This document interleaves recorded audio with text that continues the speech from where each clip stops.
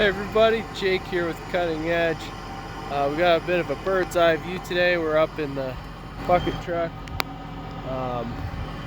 We're about 75 feet up, checking out State College behind us. Beautiful springtime. Look at those flower blossoms on those Bradford pears. All kinds of cool flowering cherries down here, red buds. Today we're pruning this birch tree, this white birch tree, and we're just giving it a little house clearance and thinning it out so it's not so congested up there. Thanks for joining me. Enjoy your days. See you next time.